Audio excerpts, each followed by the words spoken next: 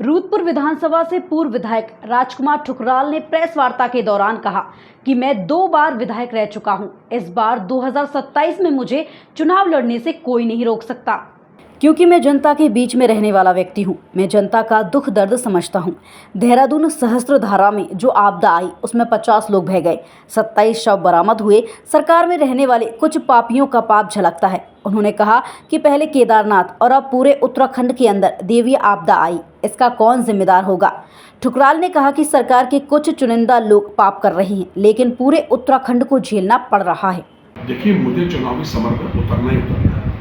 2027 फरवरी में जो इलेक्शन होगा विधानसभा का, रुद्रपुर के मानचित्र पर राजकुमार ठुकराल आपको विधायक के चुनाव में लोकतांत्रिक तरीके से लड़ते हुए मिलेंगे और मुझे इस निर्वाचन में प्रतिभाग करने से कोई नहीं रोक सकता। कोई भी प्रत्याशी हो, मुझे तो चुनाव लड़ना है। अच्छा, दैवीय आपदा आ रही है। पहले केदारनाथ जी में दैवीय आपदा आई थी, अब पूरे उत्तराखंड राज्य में पहाड़ भूस्खलन का शिकार हो रहे हैं, पहाड़ टूट रहे हैं, बादल फट रहे हैं, लोग मर रहे हैं। इतिहास में पहली बार देहरादून के सहस्त्रधारा में 50 लोग पानी में बह गए, 27 के शव बरामद हो गए, रोज बॉडी बरामद हो रही है, लाशें दूर दराज में तैर के जा रही हैं। क्यों? अधर्म, पाप।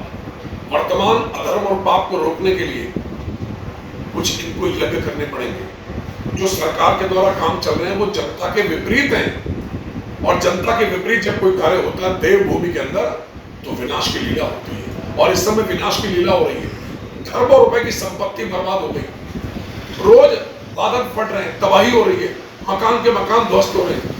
कौन जिम्मेदार है? सरकार। सरकार नहीं झेल पाएगी दैवीय आपदाएं। इनके पाप इसी प्रकार से बढ़ते रहे तो ये आपदाएं आती रहेंगी, आम जनमानस का नुकसान होगा। पाप कोई कर रहा है, कुछ चुनिंदा लोग पाप कर रहे हैं। रुद्रपुर की धरती से लेकर देहरादून तक कुछ चुनिंदा लोग पाप कर रहे हैं और भुगतना पड़ रहा आम जनमानस को। अब वो पर्वतीय समाज की जनता को ये सब कष्ट सहने पड़ रहे हैं, और दोष पापी अधर्मी अपना काम करते हैं। जनता के बीच में रहकर विधायक चलाई मैंने, जनता के बीच में रहा बॉस। ये नहीं कि जनता से अनदेखी कर दी। आज जनता की अनदेखी करने वालों को परिणाम भुगतना पड़ रहा है। जब भी विधायक रहा, आम जनमानस के बीच में रहा और जनता से दूर जाने वाला नहीं। निरंतर संघर्ष करूंगा और संघर्ष के दम पर एक दिन भगवान हमें कामयाबी देगा।